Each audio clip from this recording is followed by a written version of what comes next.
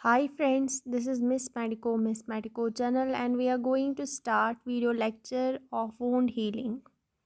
This is the video of about general surgery wound healing.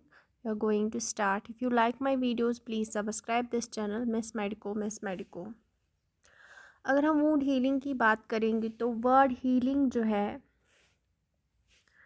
the word healing means replacement of destroyed tissue by living tissue. Wound healing का मतलब होता है कि जब हमें ज़ख्म लगेगी तो उस ज़ख्म को रिप्लेस करना, जो उस ज़ख्म से टिश्यू डिस्ट्रॉय हुआ है उसको रिप्लेस करना बाय नॉर्मल लिविंग टिश्यू। इसी को हम लोग word meaning of wound healing बोलते हैं, यानी कि जो रिप्लेस होता है वूंड हीलिंग में destroyed tissue by the living tissue. ये है हमारे हीलिंग का मतलब। इसमें कुछ टर्म्स यूज़ की जाती है। पहली टर्म जो यूज़ की जाती है वूंड हीलिंग में वो है रीजनरेशन। रीजनरेशन का मतलब है रिप्लेसमेंट। जब भी हम रीजनरेशन डिस्कस करेंगे या बोलेंगे हम रीजनरेशन क्या होता है, तो रीजनरेशन का मतलब होता है रिप्लेसमेंट ऑफ लॉस टिश्यू। जो वूंड में टिश्यू लॉस हुआ है by tissue similar in type, अगर वो टिश्यू जो लॉस हुआ है उस टिश्यू से रिप्लेस हो जाए जो उस जैसा होगा, उसको हम रीजनरेशन बोलते हैं। रीजनरेशन का मतलब है सिंपली रिप्लेसमेंट।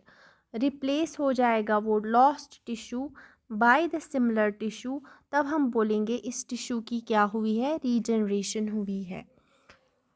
जैसे फॉर एग्जांपल यहाँ पे वूंड है तो यहाँ पे टिश्यू लॉस्ट हुआ है, तो अगर हम रीजनरेशन की बात करेंगे, यहाँ पे जो स्पेशलाइज्ड सराउंडिंग सेल्स है वो प्रोलिफरेट होके इस वूंड इस लॉस्ट टिश्यू को फिल करेगी, तो हम बोलेंगे ये रीजनरेशन है। तो रीजनरेशन कैसे होता है, proliferation of surrounding undamaged specialised cells जो है वो प्रोलिफरेट करती है और इस वूंड को फिल करती है, इसका मतलब रीजनरेशन होता है। इस प्रोसेस में क्या हुआ है, रीजनरेशन, यानी रिप्लेस हुआ है जो यहाँ पे वूंड में लॉस्ट टिश्यू था वो रिप्लेस हुआ है by new cells similar in type. और वो सेल्स जो है वो कहाँ से आती है, जो सराउंडिंग सेल्स होती है वो प्रोलिफरेट कर जाती है और इस तरह से सिमिलर टिश्यू होता है जो इस वूंड को फिल करता है, ये रीजनरेशन में होता है। अब दूसरा प्रोसेस जो है वूंड हीलिंग में वो है रेपियर। रेपियर का मतलब भी रिप्लेसमेंट होता है ऑफ लॉस्ट टिश्यू, लेकिन यहाँ पे जो टिश्यू होता है वो ग्रैनुलेशन टिश्यू होता है, वो सिमिलर टिश्यू नहीं होता है, वो ग्रैनुलेशन टिश्यू होता है। ग्रैनुलेशन टिश्यू के बाद जब वहाँ पे फिब्रोसिस होती है और सिकार बनता है, तो रैपियर का मतलब होता है इसमें भी रिप्लेसमेंट होता है लॉस्ट टिश्यू, लेकिन टिश्यू जो है वो सिमिलर नहीं होता है, वो ग्रैनुलेशन टिश्यू होता है जिसमें हमारी ब्लड वेसल्स और फिब्रोब्लास्ट्स होती है। ब्लड वेसल्स नई बनती है और हमारी फिब्रोब्लास्ट जो है वहाँ पे पाई जाती है और इस तरह से वहाँ पे फिब्रोसिस होता है। फिब्रोसिस होकर स्कार बनता है हमारे रेपियर में। तो दो प्रोसेसेस वाउंड हीलिंग में होती है, एक तो रीजनरेशन प्रोसेस होती है, दूसरा होता है रेपियर। रीजनरेशन में वहाँ पे ही स्पेशलाइज्ड सेल जो है वो अनडैमेज्ड सेल जो होती है वो प्रोलिफरेट करके वूंड को फिल करती है, लेकिन रेपियर में क्या होता है वहाँ पे ग्रैनुलेशन टिश्यू वहाँ पे फिल करता है। ग्रैनुलेशन टिश्यू वूंड को फिल करने के लिए ग्रैनुलेशन टिश्यू आता है और वहाँ पे फिब्रोसिस और स्कार मिलता है। तो रेपियर जो है that occurs when the surrounding specialized cells do not possess the capacity to proliferate। that means यहाँ पे जो सराउंडिंग सेल्स है, यहाँ पे रेपियर इसलिए हुआ क्योंकि सराउंडिंग सेल्स में ये कैपेबिलिटी नहीं थी कि वो प्रोलिफरेट कर पाती, इसलिए यहाँ पे रेपियर हुआ है। वोंड हीलिंग में दो प्रोसेसेस होती है, एक रीजनरेशन होता है, एक रेपियर होता है, जो मैंने दिखाया। अब वोंड हीलिंग हम फिर से डिफाइन करेंगे, it's a complex method to achieve the anatomical and functional integrity of disrupted tissue by various components like neutrophils, macrophages, lymphocytes, fibroblasts, collagen in an organizer staged pathway. तो wound healing एक complex method है, एक complex process है जिसमें हम लोग anatomical और structural integrity, जो भी डैमेज्ड टिश्यूज़ होते हैं उनकी स्ट्रक्चरल इंटीग्रिटी को बहाल करते हैं, अचीव करते हैं, और वेरियस कंपोनेंट्स की मदद से, जिसमें न्यूट्रोफिल्स का बाग, मैक्रोफाजेस का, लिम्फोसाइट्स का, फिब्रोब्लास्ट्स का, कोलेजन का, एक ऑर्गेनाइज्ड वे से, एक ऑर्गेनाइज्ड स्टेज से होके गुज़रता है और वूंड हील हो जाता है। तो सबसे पहला जो है वहाँ पे होम्योस्टैसिस होती है, उसके अलावा हेमोस्टैसिस के बाद इन्फ्लेमेशन होती है, फिर थर्ड स्टेज पे प्रोलिफरेशन होती है।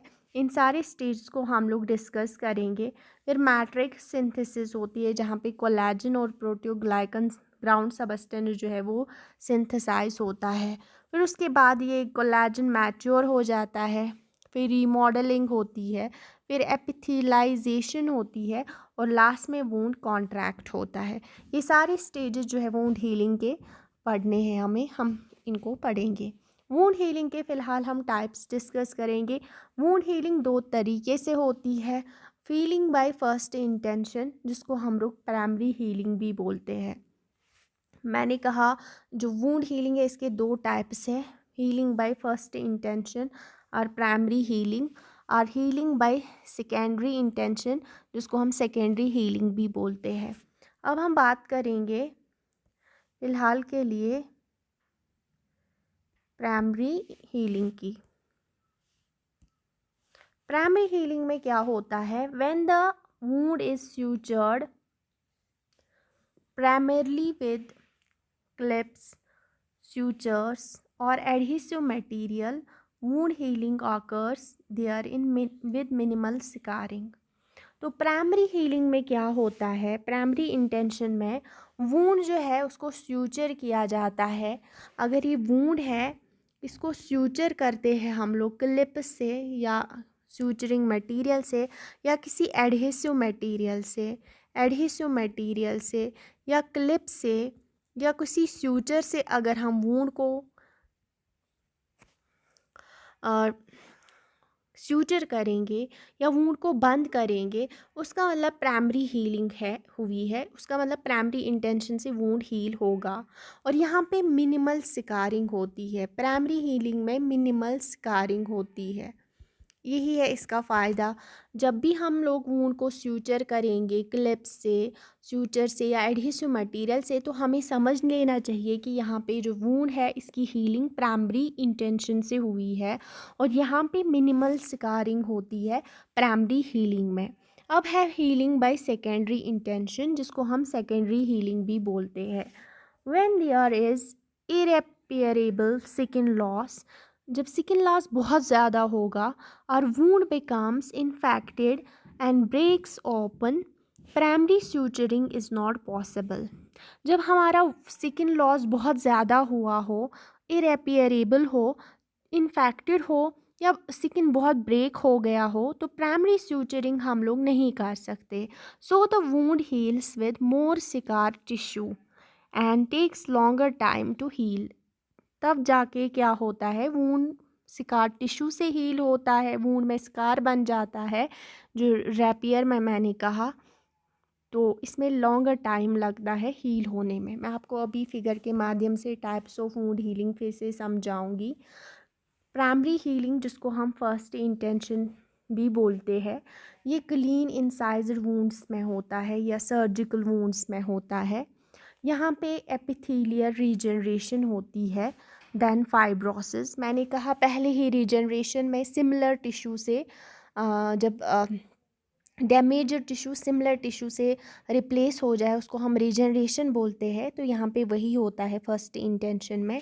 यहाँ पे वूंड हील होता है एडहेसिव टैप या स्यूचर या कोई भी क्लिप लगाने से वूंड हील हो जाता है और रैपिडली कंप्लीट होता है क्लोजर इसमें फर्स्ट इंटेंशन में। यहाँ पे हम नज़र दोहराएंगे, इस फिगर के माध्यम से आपको मैं समझाऊंगी। देखिए यहाँ पे जो है, यहाँ पे लगी हुई है, कट हो गया है यहाँ पे, तो ये हमारा टिश्यू है, ये डर्मिस है, ये एपिडर्मिस है, यहाँ पे कट लग गया है। तो यहाँ पे wound edges joined by fibrin plug, जो हीमोस्टैसिस पहले होती है उसी फिब्रिन प्लग से वुंड एजेस जो है वो आपस में ज्वाइन हो जाती है। लेटर ऑन क्या हो जाता है, regrowth of basal layer of epidermis, यहाँ पे रीजनरेशन होती है। यहाँ पे जो टिश्यू लॉस हुआ था ना, ये टिश्यू जो लॉस हुआ था, यहाँ पे ये एपिडर्मिस जो है इसकी रीग्रोथ हो जाती है, इसकी रीजनरेशन हो जाती है। धीरे धीरे धीरे धीरे ये जो हमारा फिब्रिन था, पहले यहाँ पे जो फिब्रिन था पूरा फिल किया था, इसने क्लॉट बनाया हुआ था, तो ये इसकी लिसिस हो जाती है। यहाँ पे पूरा जो है ग्रोथ दिखाया गया है, एपिथेलाइजेशन हो गई है, पूरी जो सेल्स है सराउंडिंग सेल्स उन्होंने यहाँ पे प्रोलिफरेट करा हुआ है ताकि ये पूरा फिल हो जाए। और ये जो फिब्रिन है इसकी लिसिस हो गई है और ये अब पूरी तरह से फिर यहाँ पे गायब हो जाता है और नॉर्मल स्किन जो है लास्ट में रिस्टोर हो जाता है। तो ये पूरा प्रोसेस जो है ये प्राइमरी हीलिंग में होता है। फर्स्ट इंटेंशन से जब हील होना होता है, इसमें कट लगता है तो पहले हीमोस्टैसिस के बाद क्या होता है कि यहाँ पे रीजनरेशन होती है, रीग्रोथ होती है, जो बेसल सेल्स होती है वहाँ पे सराउंडिंग सेल्स ही स्किन को लॉस होने से बचाती है। और यहाँ पे कोई फिब्रोसिस नहीं होता है, नो फिब्रोसिस, नो सिकार, जब हम प्राइमरी इंटेंशन की बात करेंगे या प्राइमरी हीलिंग की बात करेंगे। यहाँ पे वूंड कम्प्लीटली हील हो जाता है और क्लोज हो जाता है बिल्कुल। अगर हम बात करेंगे सेकेंडरी हीलिंग की या सेकेंडरी इंटेंशन से जब हील होता है, that occurs in A wound, secondary intention उस वूंड में होता है जहाँ पे एक्सटेंसिव सॉफ्ट टिश्यू लॉस हो गया हो, बहुत ज़्यादा जो टिश्यू है वो लॉस हो गया होगा और ये हील होता है स्लोली विद फिब्रोसिस, लास्ट में फिब्रोसिस होता है। It led sometimes into a wide scar often hypertrophied, और कभी कभी इसमें स्कार भी बनता है और हाइपरट्रॉफीड स्कार होता है एंड कॉन्ट्रैक्टेड स्कार भी इसमें बनता है। ये देखिए आप यहाँ पे पूरा जो एक्सटेंसिव टिश्यू लॉस हो गया है, मैं आपको एक कलर से समझाऊंगी, दूसरे कलर से देखिए यहाँ पे जो है इतना स्किन जो है वो लॉस हो गया होता है। और यहाँ पे हीलिंग जो है सेकेंडरी इंटेंशन से होती है। पहले फिब्रिन वहाँ पे आ जाता है, क्लॉट बनता है, large defect filled by fibrin clot, यहाँ पे भी क्लॉट बनेगा क्योंकि पहले हीमोस्टैसिस ही होती है किसी भी प्रोसेस में, किसी भी इंजरी में पहले वहाँ पे क्लॉट बनता है, यहाँ पे भी क्लॉट बनेगा।